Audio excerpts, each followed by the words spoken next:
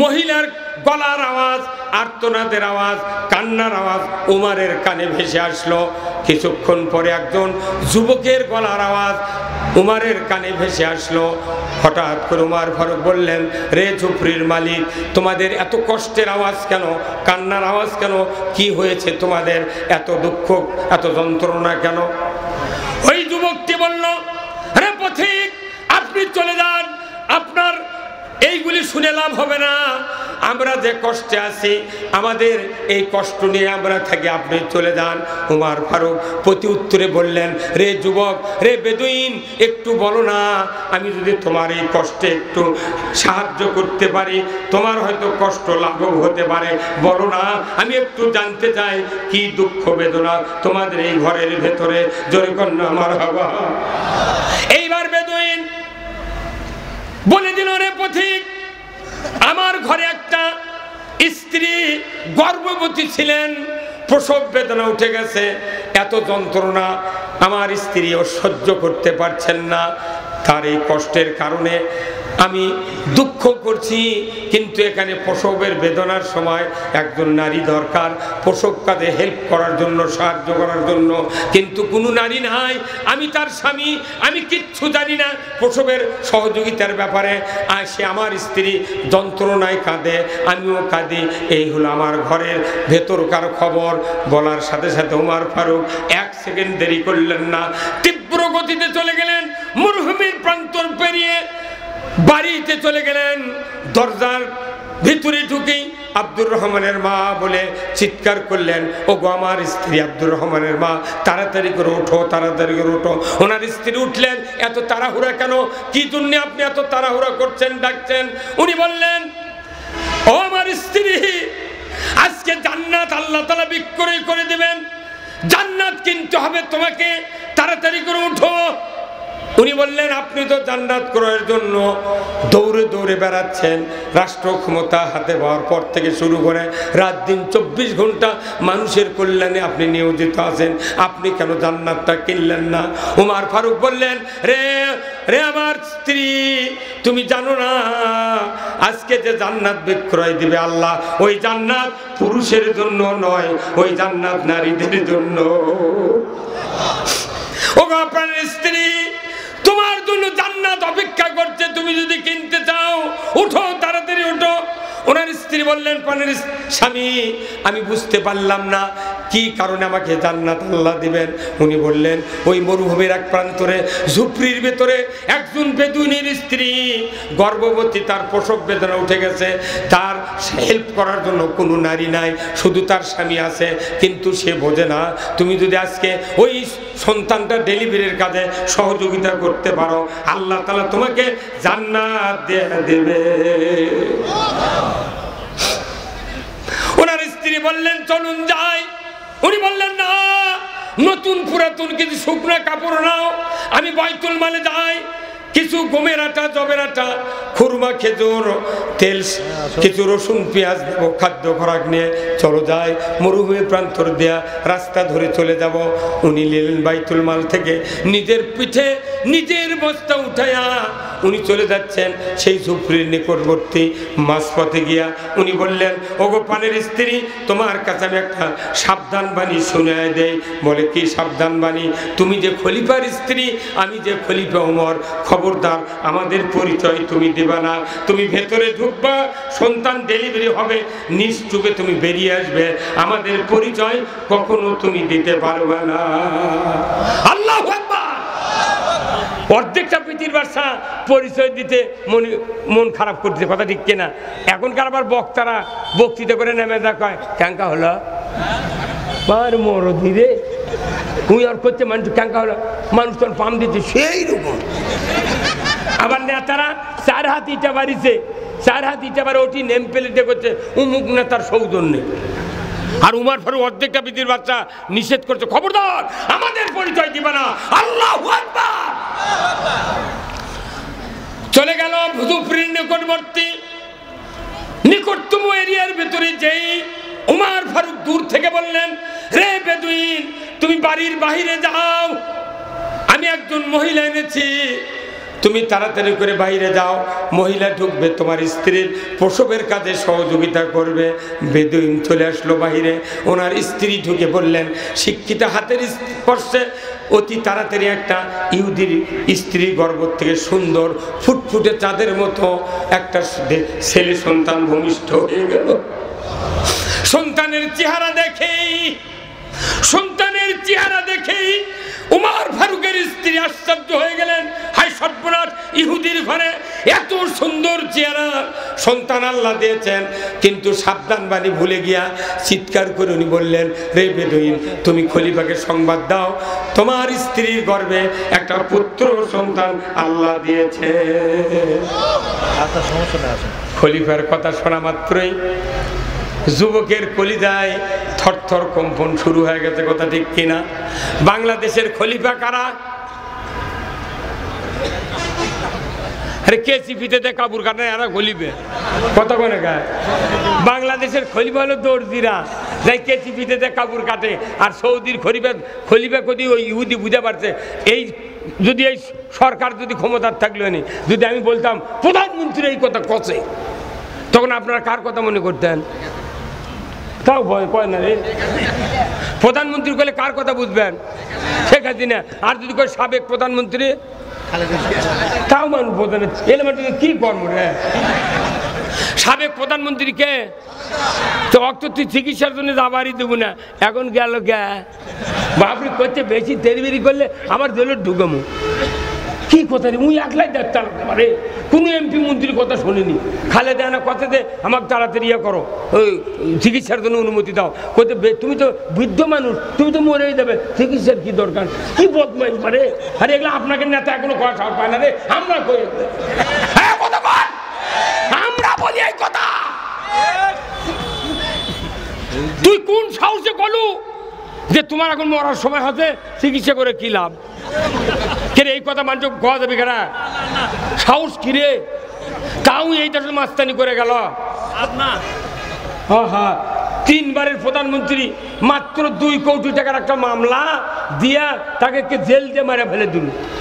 কত হাজার কোটি টাকারে রূপপুর পারমাণবিক বিদ্যুৎ কেন্দ্র থেকে জয় আর হচ্ছে পলক 49,500 কোটি টাকা লুট করছে। 49,500। আর আর খালেদা 2 কোটির ইতিম খানার টাকা ব্যাংক করতে আছে রে। তা আপনারা এগুলো কবার পারেন না? আমি এই যে বক্তৃতা করি, আপনাকে নেতারা কয় বুঝছেন, সভা তুই এগুলো কয়ই না।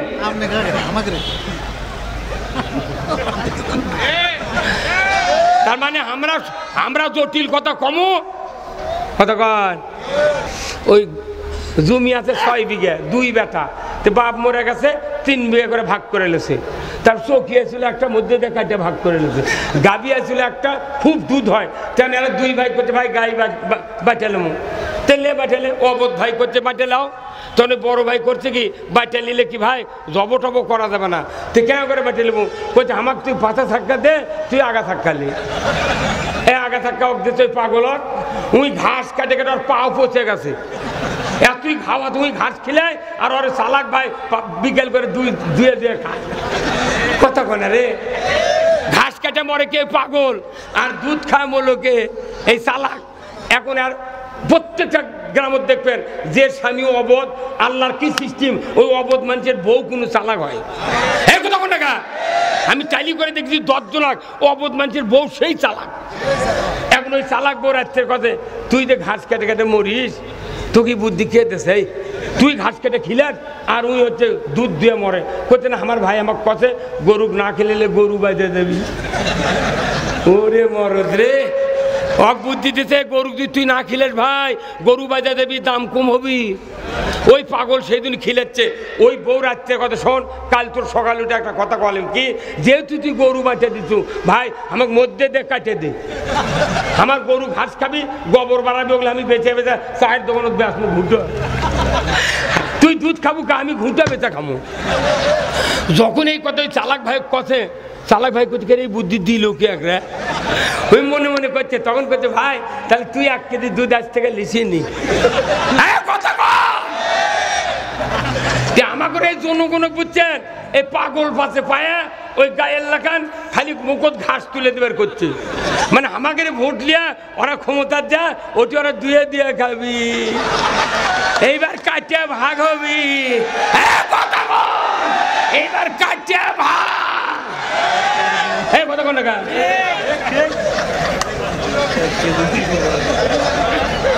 কি কথা কি? হ্যাঁ, আমরা অবধ আসলে একদিন বুঝিনি, এখন বউ শিখাতেছে মধ্যে দিয়ে কাটিয়ে নাও।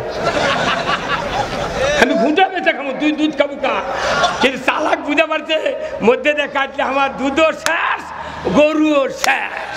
কথা কর, এই জন্যে অনুরোধ করছি ভাই, আমি আপনাদেরকে অনুরোধ করছি যে আমি বলতেছিলাম হযরত উমর ফারুক অনেক দূর খেজুরের গাছের নিচে দাঁড়িয়ে, তখন তো কারেন্ট নাই, খালি তারকার আলোতে মরুভূমির মধ্যে দেখাছে, খেজুরের গাছের নিচে চুপ করে দাঁড়িয়ে আছে, লম্বা মানুষ দাঁড়িয়ে আছে।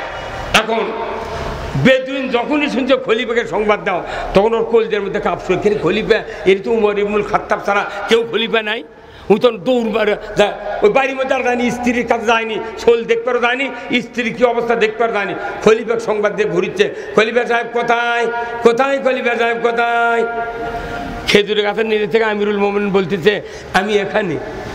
তখন দেখাচ্ছে যা আন্দার, তো তোর মুখের কাছে মুখ লাগাতে দেখে সত্যি বাস্তবিক উমর ফারুক। যেরকম আল্লাহ উমর ফারুকের চেহারা দেখা মাত্রই বেদুইন ওই খলিফা উমরের পায়ের উপর লুটিয়ে পড়ে গেল, গড়াগড়ি দেয় আর কাঁদে। আমিরুল মুমিনিন বুঝতে পারি নাই, প্রতীক হিসেবে আপনাকে খবর দিয়েছি, আপনি যে অর্ধেকটা পৃথিবীর বাদশা, আপনাকে আমি খবর দিয়ে বেয়াদবি করেছি, হুজুর আমাকে মাফ করে দেন। আমি যদি বুঝতাম উমর ফারুক আপনি জিন্দেগিতে কষ্টের কথা বলতাম না। আপনি কেন অর্ধেকটা পৃথিবীর বাদশা এই কষ্ট করে এখানে এসেছেন? ওগো আমিরুল মুমিনিন মাপ চাই, আপনি মাফ করে দেন।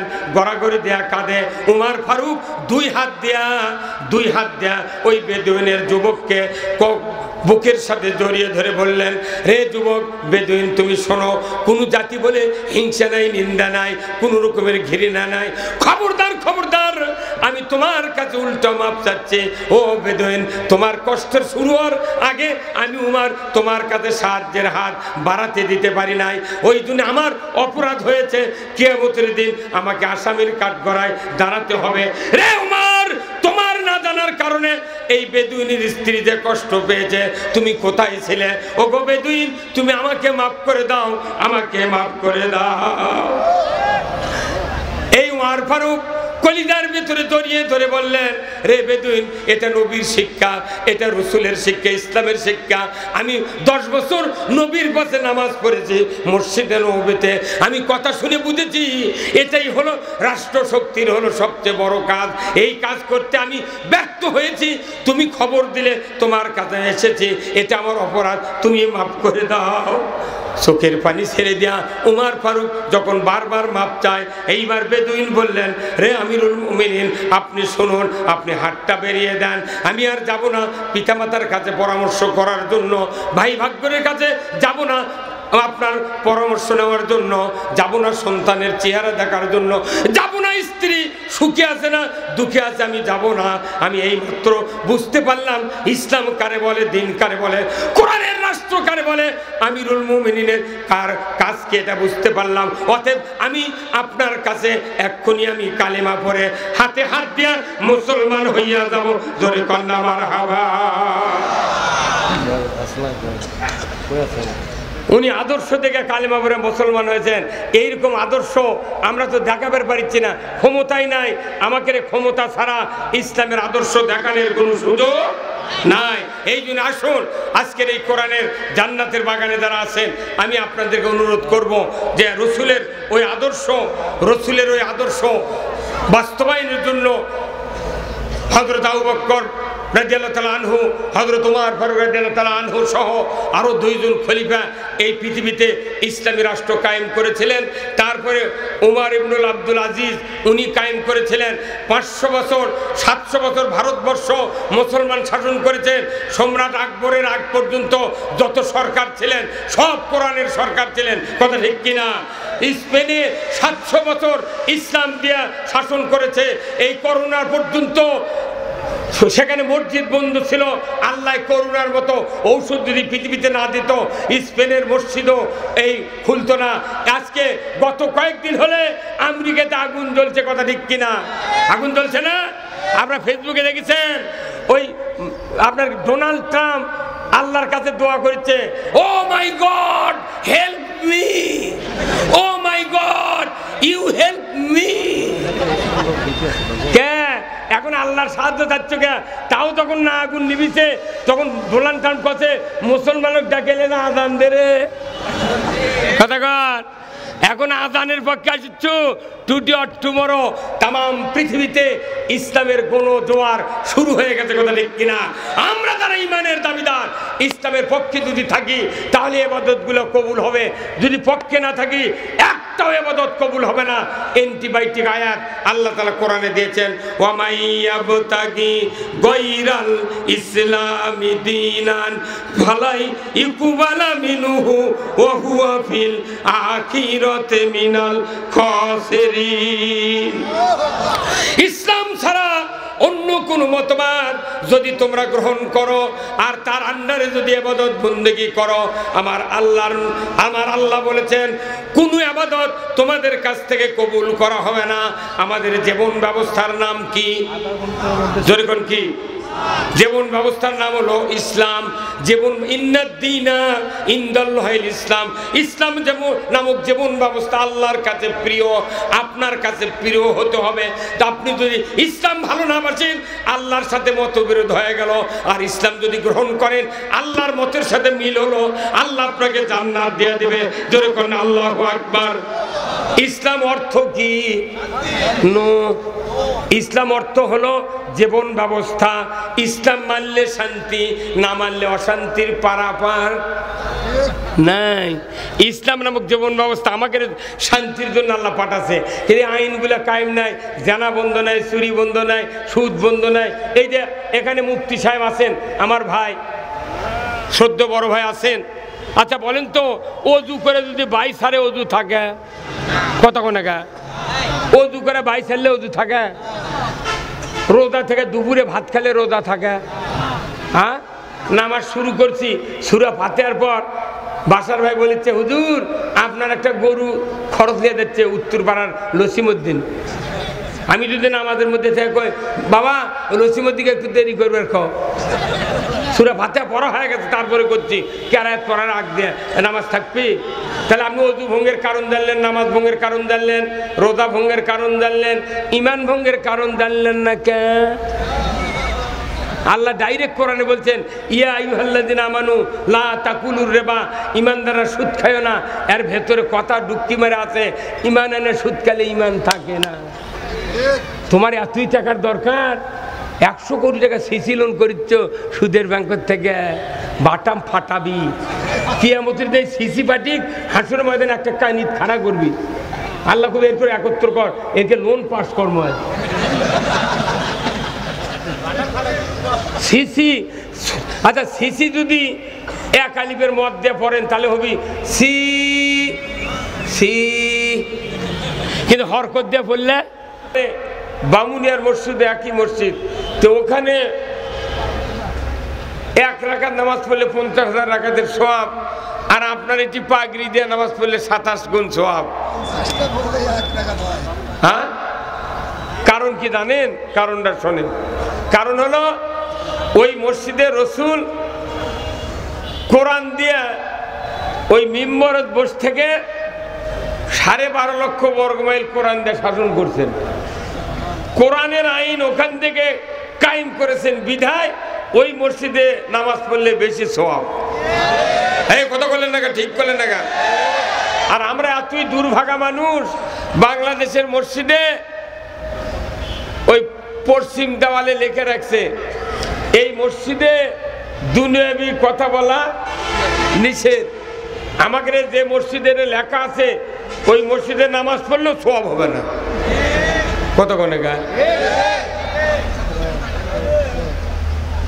মসজিদে রাসূলুল্লাহ সংসদ হিসেবে কাজ করেছেন কোরআন দিয়ে, সেই জন্য ওই মসজিদে নামাজ পড়লে সওয়াব বেশি।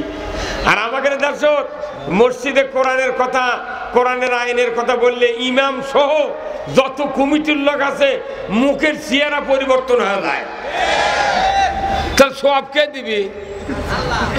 জীবনেও দিবে না।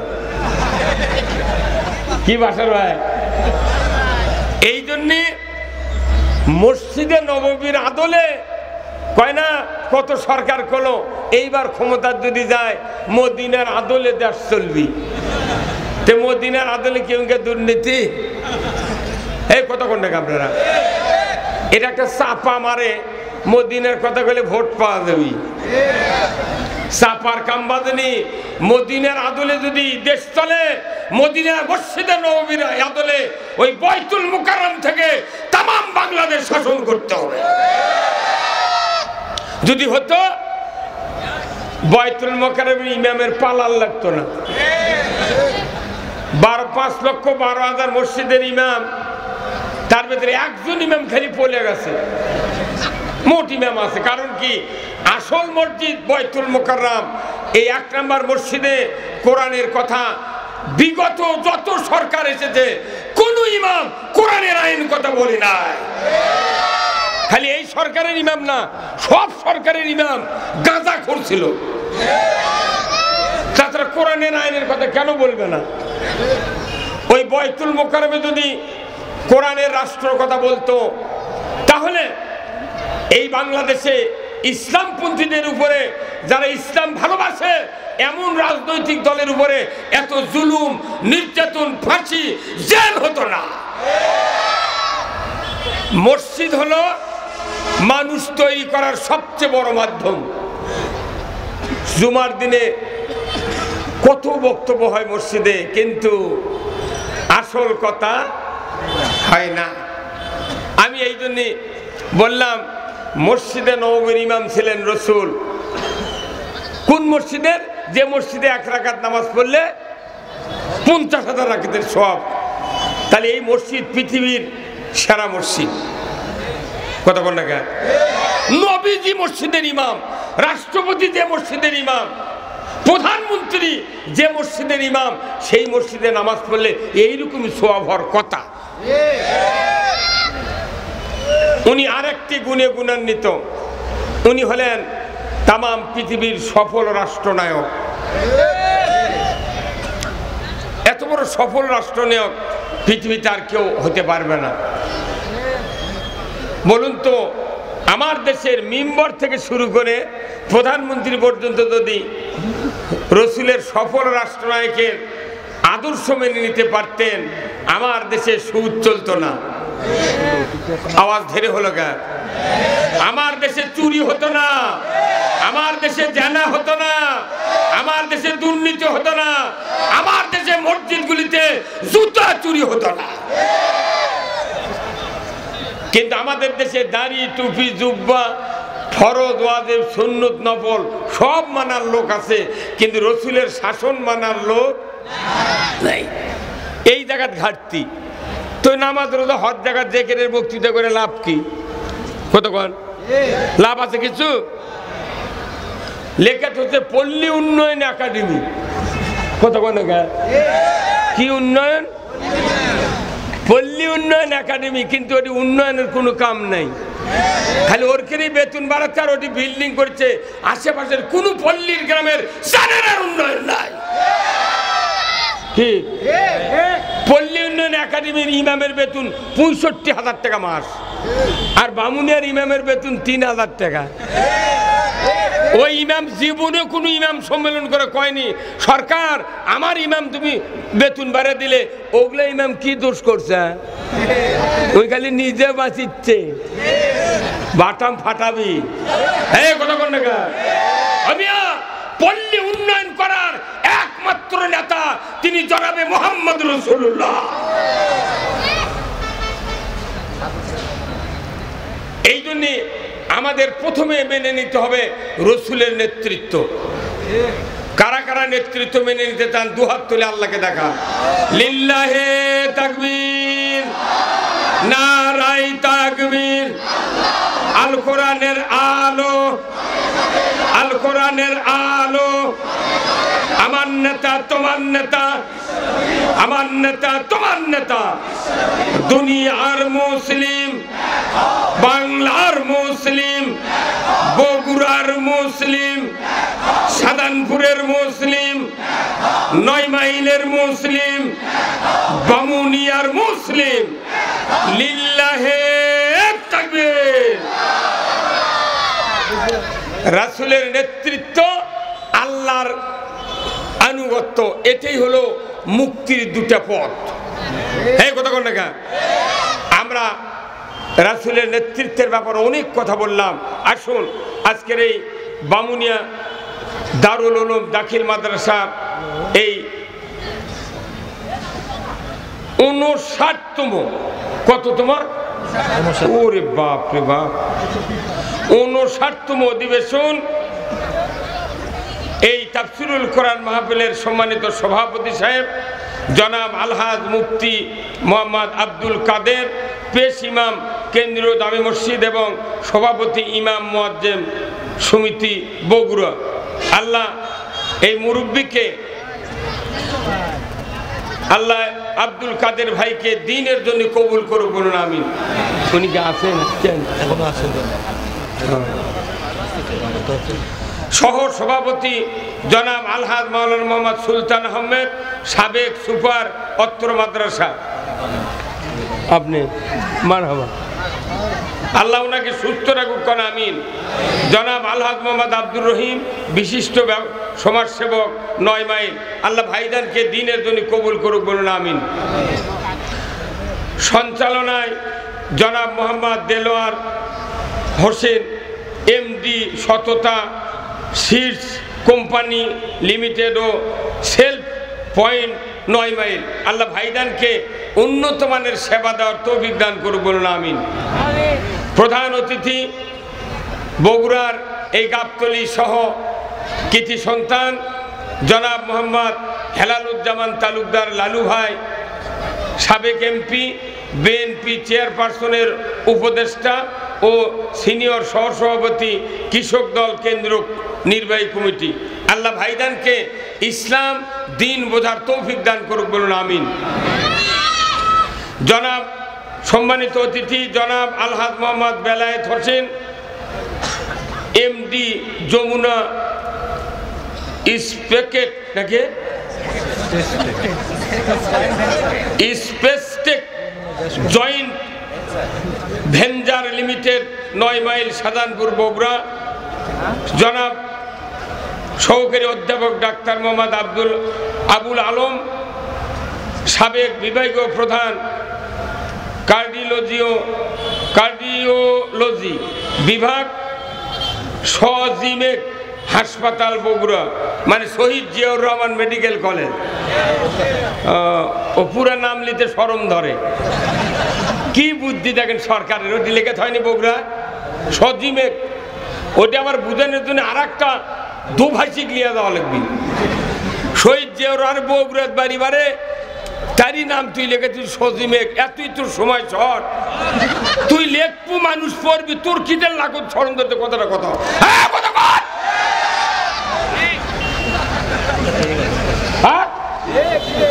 তুই পল্লী বিদ্যুতের সমিতি করেছু, হাসিনা মজিবার ছবি লম্বা করে মাটি পর্যন্ত টাঙ্গে দিয়েছু, সেটা বাজে না।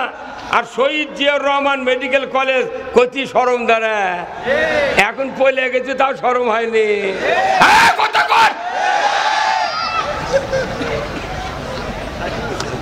ওরা মনে করে আমরা বোধহয় বুঝি না,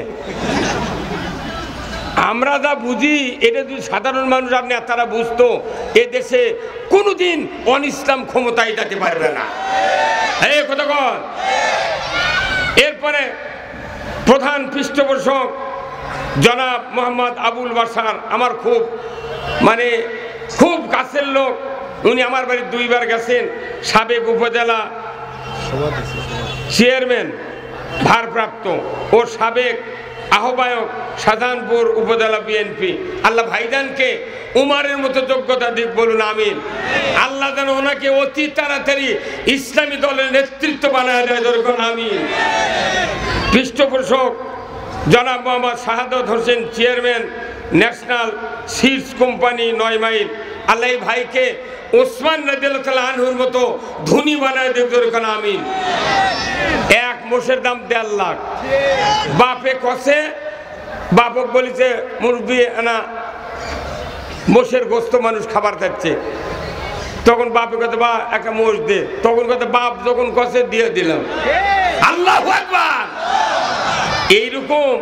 এইরকম 10টা লোক যদি বগুড়াতে ইসলাম বিজয়ের পক্ষে থাকতো, আমার বিশ্বাস আজকে 50 বছর আগে এদেশে ইসলাম বিজয় হয়ে যেত। ইসলাম জীবন ব্যবস্থা কে পাঠাচ্ছেন? আল্লাহ শাহাদত ভাইকে ইসলামের জন্য কবুল করুক, বলুন আমিন। আন্তর্জাতিক খ্যাতি সম্পন্ন মুফাসসিরে কোরআন ও সুমধুর কণ্ঠদানকে সারা বাংলাদেশে একামতে দিনের পক্ষে কথা বলার তৌফিক দান করুক, বলুন আমিন। আজকের মাহফিলের সম্মানিত আরেকজন বিশেষ মেহমান, বগুড়ার সবচেয়ে আলোচিত বক্তা আলহাজ বদরুর রশিদ মিয়া, তার জামাই মেজো জামাই হযরত মাওলানা মোহাম্মদ আব্দুল বারী রশিদি, পিএইচডি গবেষক, ইসলামী বিশ্ববিদ্যালয় কুষ্টিয়া। আল্লাহ আমার এই জামাইকে কোরআন বিজয়ের পক্ষে কথা বলার তৌফিক দান করুক, বলুন আমিন। বরেণ্য অতিথি জনাব মোহাম্মদ আতিকুর রহমান আতিক, চেয়ারম্যান আরিয়া ইউনিয়ন, আল্লাহ ভাইজানকে উমারের মতো যোগ্যতা দিক, বলুন আমিন। জনাব মোহাম্মদ আব্দুর রহমান, জনাব মাওলানা মোহাম্মদ আব্দুর রহমান আমির, বাংলাদেশ জামাত ইসলামী শাহজাহানপুর উপজেলা শাখা, আল্লাহ ভাইজানকে দ্বীনের কঠিন সংগ্রাম করার জন্য যোগ্যতা দান করুক, বলুন আমিন। জনাব মোহাম্মদ আবু মোত্তালিব মানিক, স্বত্বাধিকারী উত্তরা বাইক সেন্টার বগুড়া, আল্লাহ ভাইজানকেও দ্বীনের জন্য কবুল করুক, বলুন আমিন। বিশেষ অতিথি অনেকগুলি ভাই, সবার জন্য আমরা দোয়া করব, আল্লাহ সকলকে দ্বীনের বুঝ দান করুক, বলুন আমিন। মঞ্চে বসা সুধীবৃন্দ, সামনে বসা মুরব্বিনে কেরাম, হাজী সাহেবগণ, বিভিন্ন মসজিদের ইমাম, মুয়াজ্জিন, মুক্তাদি সহ বিভিন্ন রাজনৈতিক দলের নেতৃবৃন্দ, যুবক ভাইয়েরা, প্রাইমারি, মাদ্রাসা, হাই স্কুল, কলেজ, বিশ্ববিদ্যালয়ের শিক্ষক মহোদয়গণ, ছাত্র ভাইয়েরা, পর্দার অন্তরালে হাজারো মা বোনেরা, কচি কাচারা, সরকারি কর্মচারী কর্মকর্তাবৃন্দ, ডিজিএফআই, ডিএসবি, পুলিশ কর্মচারী কর্মকর্তা, প্রশাসনিক কর্মকর্তাগণ সহ ব্যবসায়ী ভাইয়েরা, মাদ্রাসার আহ্বায়ক কমিটি, ম্যানেজিং কমিটি, মাহফিলের সহ প্রচার মিডিয়ার সম্মানিত মাইকালা এবং ভিডিওম্যান ভাইয়েরা, সবার প্রতি আমার সালাম। আসসালামু আলাইকুম ওয়া রাহমাতুল্লাহি ওয়া বারাকাতুহু। কেমন আছেন আপনারা? আমি আপনাদেরকে 3টা কথা বলবো। কয়টা? 3টা। সেই কথাগুলি হলো, যারা জুমার নামাজ পড়েন, জুমার নামাজে বক্তব্য হয় 3টা বক্তব্য, 2টা বক্তব্য হয় রসুলের, আর একটা বক্তব্য হয় আল্লাহর। এই 3টা বক্তব্যের ভেতরেই আমার কথা ইনশাআল্লাহ শেষ করব। এই কথাগুলি সকল মানুষের শোনা বোঝা আশু প্রয়োজন, কথা ঠিক কিনা? এটা হচ্ছে অ্যান্টিবায়োটিক বক্তৃতা। কি বক্তৃতা? অ্যান্টিবায়োটিক। অনেক বাংলাদেশে বক্তা আছে, সিবিটের বক্তা আছে, আছে না নাই? সিবিট আছে, তারপর কোলোফেনাক আছে, ডাইক্লোফেনাক আছে, এসআর আছে, নাপা, ডিএক্স আছে, বিভিন্ন টাইপের বক্তা আছে। কিন্তু আমি যে বক্তৃতা দেব এটাকে অ্যান্টিবায়োটিক। জটিল ব্যাধি যদি হয়, আগে অ্যান্টিবায়োটিক দিয়ে ব্যাধি একবারে স্টে করা লাগবে। হ্যাঁ কতক্ষণ? অ্যান্টিবায়োটিকের অর্থ কি? ওই ব্যাধিটা স্টে করা, ওই যাতে সামনে এগোতে না পারে। কথা কি? তাহলে আসুন, আল্লাহ তাআলা কোরআনে বলছেন, ইন্নাল্লাহা ইয়া'মুরু বিল আদলি ওয়াল ইহসান ওয়া ইতা'i যিল কুরবা ওয়া ইয়ানহা আনিল ফাহশাই ওয়াল মুনকার ওয়াল বাগি ইয়া'যুকুম লা'আল্লাকুম তাযাক্কারুন। এই বক্তৃতা কেউ না শোনা আছে? কেউ না শোনা নাই, সব মানুষ শোনে, ইমামও পড়ে, কিন্তু অর্থ মুক্তার দিকে একদিনও কয়নি, কেউ বলেনি। ভাইরা আমার, কোরআনুল কারীম এই আয়াতটা আমাদের সামনে উপস্থাপন করেছেন আল্লাহর নবী, আর নাজিল করেছেন আল্লাহ জিবরাইল আলাইহিস সালামের মারফতে। এই কথাটা এত গুরুত্বপূর্ণ, যার কারণে কোরআনের এই বক্তব্য প্রতিদিন কোটি কোটি মানুষের সামনে ইমাম সাহেবগণ জুমার দিনে আলোকপাত করেন। যে ব্যক্তি শুধু জুমার নামাজ পড়ে ওই ব্যক্তিও এই কথা শোনে, যে তাহাজ্জুদ পড়ে সেও শোনে, যে 5 ওয়াক্ত পড়ে সেও শোনে, যে হজ করে সেও শোনে, উমরা করে সেও শোনে, যে রাজনীতি করে সেও শোনে, যে বাম রাজনীতি করে সেও শোনে, ডান রাজনীতি করে সেও শোনে, আর যারা আল্লাহর আইন বিজয় করতে চায় তারাও এই কথা শোনে। কেউ না শোনা আছে? হ্যাঁ ভাইরা আমার, এই কথার অর্থ হলো নিশ্চয় আমি আল্লাহ তোমাদেরকে আদেশ দিলাম, হুকুম দিলাম, আইন দিলাম। নিশ্চয় কথার যখন কোনো বাক্যের কোনো কথার পূর্বে নিশ্চয় আল্লাহ তাআলা বলেন, বলুন তো এর গুরুত্ব কম না বেশি? হ্যাঁ, নিশ্চয় আমি আল্লাহ তোমাদেরকে আদেশ দিচ্ছি, তোমরা ন্যায় বিচার করো। ধরে কোন আল্লাহু আকবার। কি বিচার? কার কথা? 2 নাম্বার, ইনসাফ ভিত্তিক সমাজের ব্যবস্থা চালু করো। ন্যায় এক প্রকার, ইনসাফ আর এক প্রকার, কথা ঠিক কিনা? এরপরে আত্মীয় স্বজনের সাথে সৎ ব্যবহার করো, পিতামাতার হক আদায় করো, নাফরমানি, হারাম, অশ্লীল, গর্হিত কার্যকলাপ থেকে তোমরা বিরত থাকো। এটাই হলো সবচেয়ে বড় জিকির। সবচেয়ে বড় জিকির এইগুলি করা। এই জিকির বাদ দিয়ে আমরা তাহিরির জিকির ধরছি। কি? এই তাহেরিরে জ্বালাও পোড়াও রাখিয়া তোমার দ্বারে। কি কথা কোন না? আল্লাহ কোরআনে বলছেন সবচেয়ে উত্তম জিকির এইগুলি, হারাম, অশ্লীল, নাফরমানি, গর্হিত কাজ থেকে বিরত থাকা, আত্মীয় স্বজনের হক থেকে তুমি যদি কাজ করো তাহলে তোমার এই কাজ বাদ দেওয়া লাগবে। আত্মীয় স্বজনের হক আদায় করা, পিতামাতার খেদমত করা, ন্যায় বিচার করা, আর ইনসাফ ভিত্তিক সমাজ কায়েম করা। এই 8টা কাজ আল্লাহ তাআলা হুকুম দিয়েছেন কোরআনুল কারীমে। ধরে বল ঠিক কিনা? জুমার দিনে 8টা কাজের কথা এই 54 বছরের যদি ইমামরা প্রতি শুক্রবারে বুঝে দিত তাহলে বাপ মাকেও ভেনো করে দিত, আত্মীয় স্বজন সাথে খারাপ ব্যবহার করত, বিচিক সম্পত্তি না দিয়ে বেটা লেগে দিতে পারত। তাহলে পুরো কোরআনের একটা বক্তব্য খুতবার ভিতরে আল্লাহর বান্দা আশরাফ আলী থানভী সেট করে দিয়েছেন। বান্দা, সবচেয়ে বড় জিকির কোরআন যা বলেছে এই কাজ করা। অথচ এই কাজ এটা রাজনীতিবিদকের কাজ। চেয়ারম্যান হসে ওই বোর্ডত বিচার দিচ্ছে যে আমার বেটা হয়ে ভাত দিচ্ছে না, চেয়ারম্যান ডাকে 2 থাপ্পড় দেবে, যা। তো এই থাপ্পড় তো মসজিদ দেওয়া লাগবে। এই কথা কোন না? এই বিচারগুলা রসুল মসজিদে বসে থেকে করেছেন। এই জন্যই মসজিদে 1 রাকাত নামাজ পড়লে 50,000 রাকাতের সওয়াব। আর আমাকে করছে হুজুর মসজিদে কোনো রাজনীতির কথা হবে না। এই সাথে সাথে আর ইমান চলে গেছে। কি হুজুর কথা কোন না? মাদ্রাসার সুপার প্রিন্সিপাল মাদ্রাসার প্রধান কার্যালয়ে বসে আছে, মাথার উপরে এখনো 6টা লোহা কান দিচ্ছে।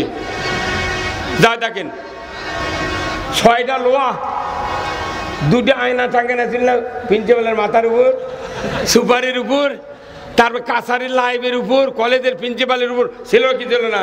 হ্যাঁ, কতক্ষণ প্রত্যেকটা গ্রুপের ওই পল্লী বিদ্যুতের জিএম এর মাথার উপর 6টা লোহা এখনো কান দিচ্ছে। যত সেক্টরের অফিস আছে প্রত্যেকটা অফিস প্রধানের, প্রত্যেকটা শাখার প্রধানের মাথার উপর 2টা আয়না ছিল। আয়না নামাছে এই যারা বিয়ে না করে মরে গেল তারাই নামালো আয়না। কিন্তু যে আয়না টাঙ্গা প্রিন্সিপালের মাথা কবিরা গুণে হলো, সেই প্রিন্সিপাল এখনো জামিনে দিয়া 6 লোহা তুলবেরই পারেনি। ওর নিয়ত আছে এখন আবার টাঙ্গাবি। ওই ধান্দা ভুলে দা, ভুলে দা। কি সাহস একটা আলিম, যে আল্লাহ রসুল বলছেন যার ঘরে মানুষের ছবি থাকবে রহমতের ফেরেশতা প্রবেশ করবে না। অথচ কি জাহাদারি আলিম, কি জাহাদারি অফিসার, তার মাথার উপর ছবি থাকলো না কিছু খবর পারিস নি, ভয়ে ভালো। কিন্তু এখন ছবি নাম আছে লোহা থুজুগা। কি বাসার ভাই, লোহা তোলার সাহস নাই, উনি আরো সুর ধরিচ্ছে আবার টাঙ্গাবি। ভাই কথা কন নাকি আপনি? খবরদার, আমাদের শিক্ষিত লোকেরা এই সমাজ ধ্বংস করেছে। একটা হিন্দু অমুসলিম যারা আছে বাংলাদেশে 2 কোটি, তাদের দ্বারা ইসলামের 1 তিল পরিমাণ ক্ষতি হয় না। ক্ষতি হয়েছে ইমানদারের দাবিদারদের কারণে।